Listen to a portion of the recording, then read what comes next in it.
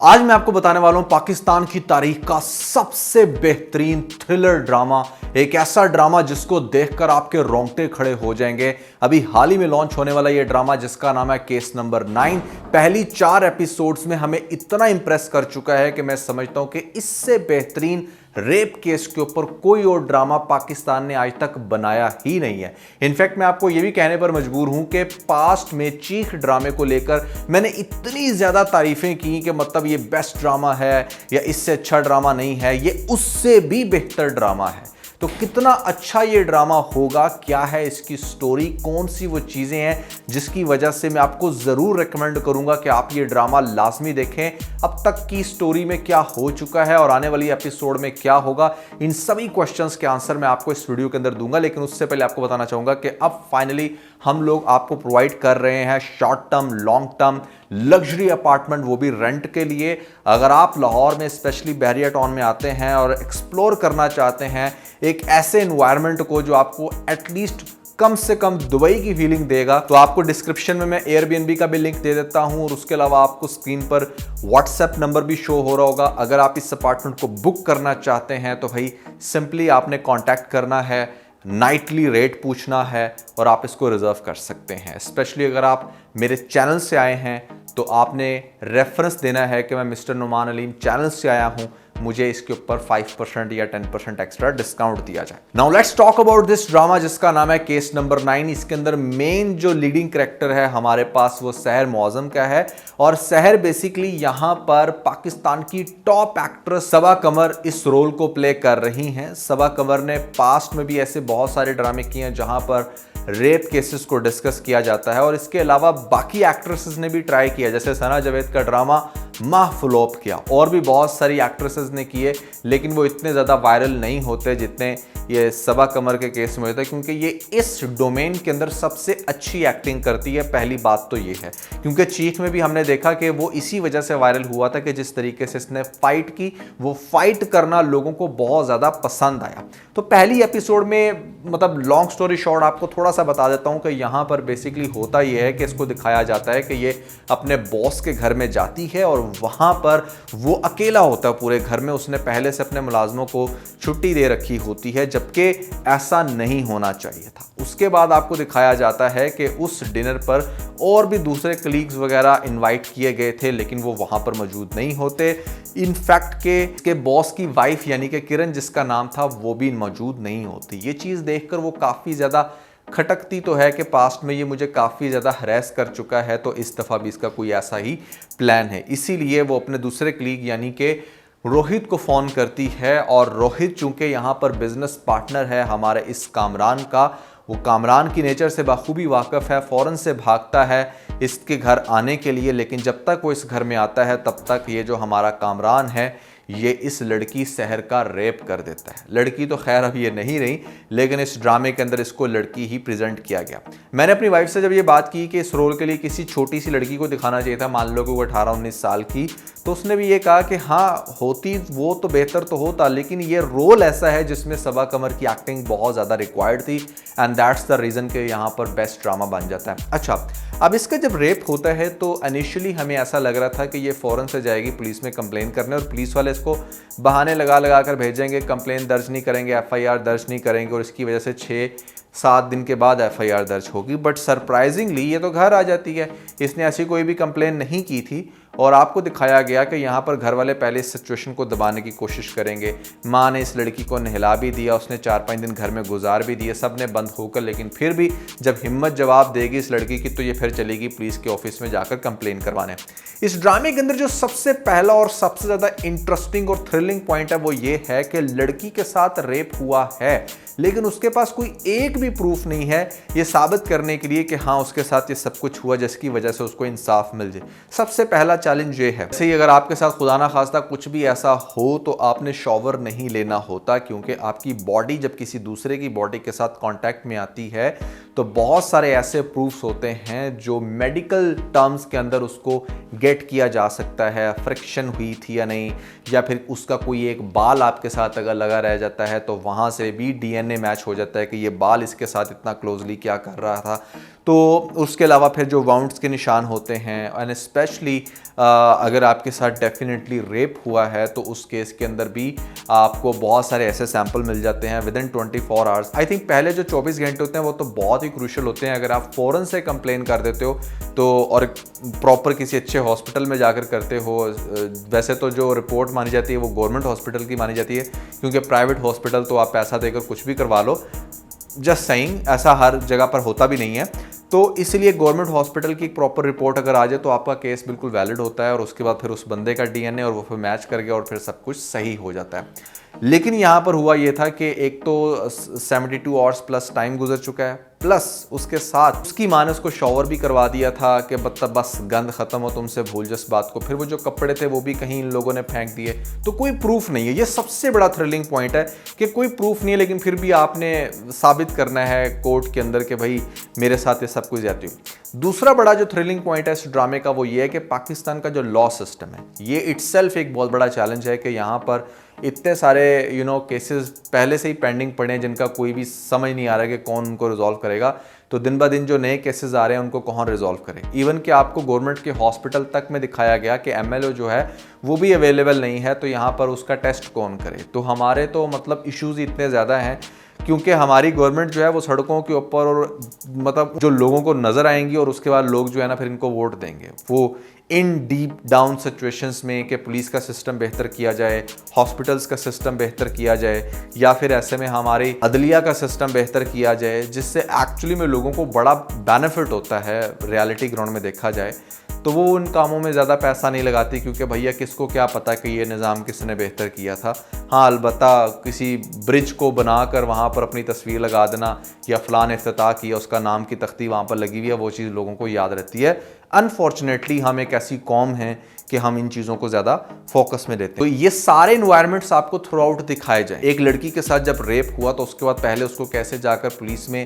मर्दों के सामने अपनी सिचुएशन एक्सप्लेन करनी पड़ रही है, फिर उसके बाद जब वो हॉस्पिटल भी जा रही है तो हॉस्पिटल के अंदर भी वो सब लोग अपने चस्का पार्टी में लगे हुए हैं। मतलब एक बच्ची के साथ ज्यादती हुई तो उसको बैठकर पहले इधर स्टोरी सुनाए, फिर उधर स्टोरी सुनाए, फिर वो आंटी पूछ रही है। मतलब एक अच्छा सिस्टम ही नहीं है कि जहाँ पर फ़ौरन से चीज़ें जो है ना वो रैप अप हो सकें।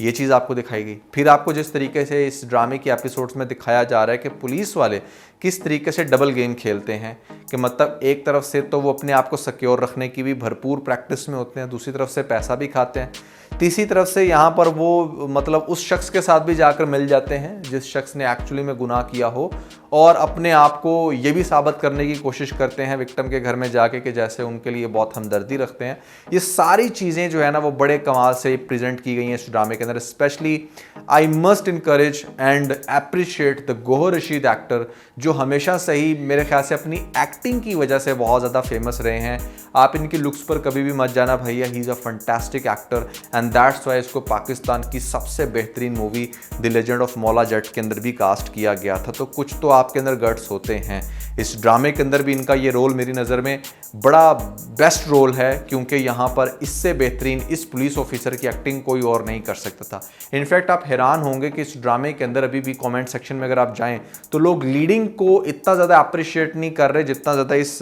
गौहर रशीद के कैरेक्टर को, मतलब शफीक साहब को जो है ना वो डिस्कस कर रहे हैं। तो कुडूस टू हिम। अच्छा, अब आपको दिखाया जाएगा कि किस तरीके से यहाँ पर फिर वकील जो हैं वो फिर अपनी जो है वो दिहाड़ी लगाते हैं, जो कि दोनों के केस में मेरे ख्याल से कुछ अच्छा ही होगा इस ड्रामे के अंदर। क्योंकि पहली बात जो कि बड़ी इंटरेस्टिंग मुझे लगी और जो मैं पर्सनली समझता हूँ कि यहाँ पर ना आपको जो फैसल कुरैशी का कैरेक्टर है कामरान, उसको इतना भी स्टूपिड नहीं दिखाया गया कि हाँ वो कुछ भी, हाँ वो बंदा अपने आप को वो बन बढ़ा रहा है, लेकिन उसे एक पॉइंट पर बहुत अच्छे से पता है कि किसके साथ कितनी बात शेयर करनी है। पुलिस वाले को उसने ये बताया कि हाँ वहां पर उस रात हुआ बहुत कुछ था बट रेप नहीं हुआ, मतलब that is something she can't prove. वो अपने सारे यानी कि एग्स उसकी बास्केट में नहीं डाल रहा, क्योंकि ऑब्वियसली अगर उसको सच बता देगा तो वो एक बड़ा लो लेवल का इंसान है, वो फिर उसको सारी ज़िंदगी जो है वो इस बात के ऊपर कैश कर सकता है। तो उसको सिर्फ इसने इतना सच बताया है कि कुछ हुआ है, लेकिन वो नहीं हुआ जिसके ऊपर तुम्हारा ध्यान है।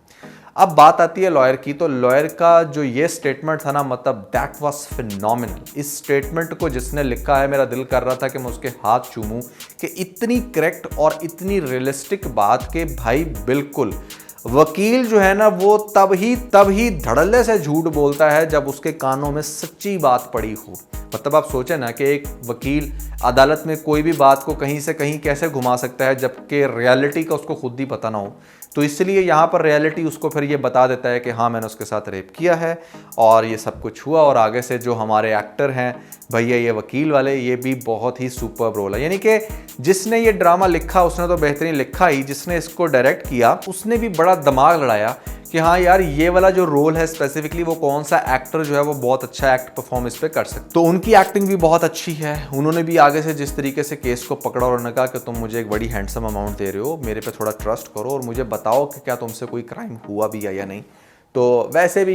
इस तरह के वकील ये सारी सच्चाई इसलिए भी जानते हैं कि ठीक है to some extent we will try our best, और अपने आप को भी सिक्योर रखने के लिए कोई ऐसी बात भी ना मैं कर जाऊँ कि जिससे मतलब कल को मेरे पे क्वेश्चन मार्क हो कि यार तुमने ये बात इतने कॉन्फिडेंस से क्यों की जबकि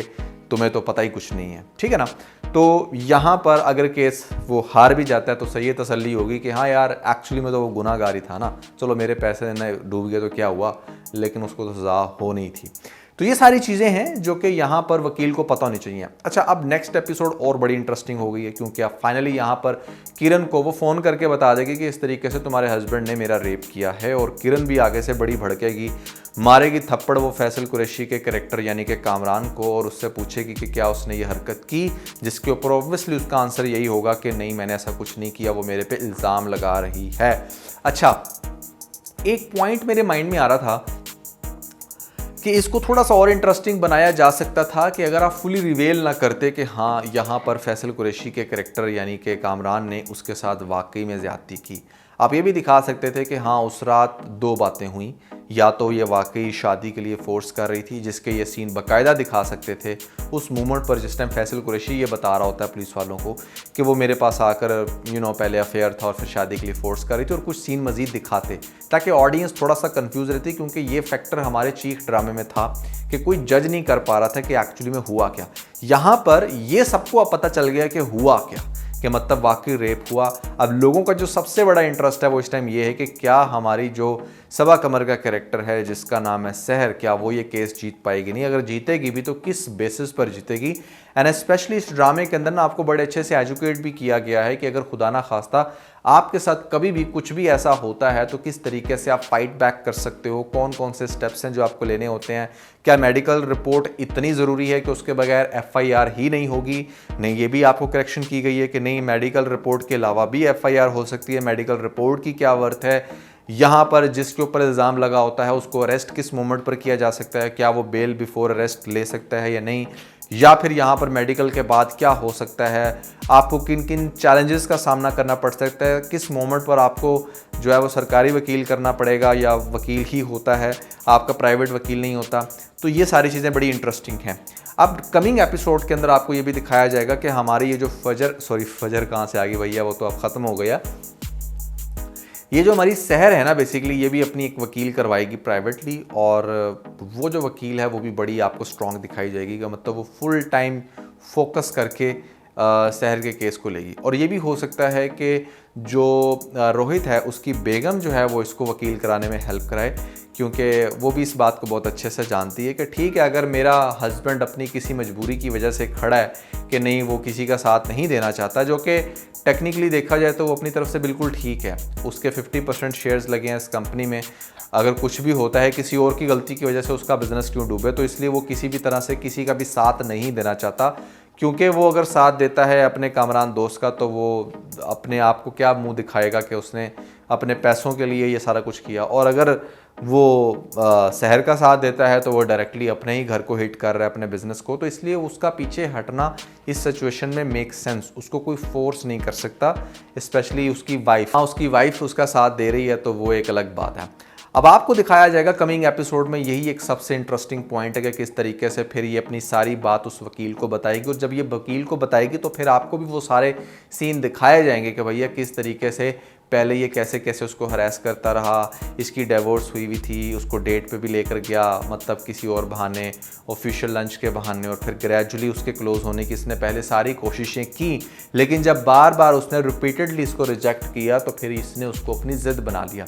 बहुत सारे बॉयज़ के केस में ऐसा ही होता है, वो किसी भी लड़की को ज़िद बना लेते हैं और ये सबसे ज़्यादा डेंजरस चीज़ है। आपको सना यूसुफ के वाक़े का पता होगा कि जहाँ पर उस लड़के ने उस लड़की को अपनी ज़िद बना लिया था और जाकर उसको मतलब गन से ठोक ही दिया। फॉर द मोमेंट उसको ज़रूर सेटिस्फेक्शन मिल गई होगी कि अच्छा दैट्स व्हाट यू डिज़र्व, लेकिन आज वो मतलब जेल की चक्की पीस रहा है और सारी ज़िंदगी उसकी तबाह है। एक नहीं बल्कि दो जाने गई, अपनी भी खुदकुशी की उसने और उसको भी मार दिया। तो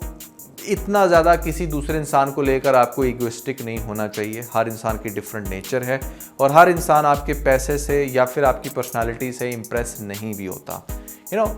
लोग चेंज होते हैं। तो बड़ा इंटरेस्टिंग ड्रामा है। I think this is the first drama after so long जिसके ऊपर मुझे डिस्कशन करने का भी बड़ा मज़ा है। अदरवाइज़ पाकिस्तान में आजकल इतने कोई बुलशिट ड्रामे चल रहे हैं कि कभी कभी तो मैं बैठकर सोचता हूँ कि शायद मुझे पाकिस्तानी ड्रामास पे रिव्यूज़ करना छोड़ ही देना चाहिए। लेकिन थैंक गॉड कि हमारे पास एक मास्टरपीस आया एंड मैं तो भैया चाहे इसके जितने भी कम व्यूज़ हों मैं इसको ज़रूर डिस्कस करूँगा। केस नंबर 9, आप लोगों को कैसा लग रहा है ड्रामा, कमेंट्स के अंदर आपने मुझे ज़रूर बताना है। और इसके अलावा अगर आप जानना चाहते हैं कि यहाँ पर फ़िरोज़ का और उसकी वाइफ ज़ैनब का क्या सीन चला है, क्योंकि तलाक की बड़ी खबरें फैल रही हैं यहाँ पर ये खबरें भी कि मतलब ऐसे में जो हमारी सना जावेद है और शोएब मलिक है उनके दरमियान भी कुछ अनबन हुई है। वो क्या हुई है डिटेल से जानने के लिए ऊपर आपको हमारी लेटेस्ट वीडियो का TBC का लिंक मिल रहा होगा। लिंक पे क्लिक करके वीडियो देख के अपना फीडबैक मुझे ज़रूर दीजिएगा।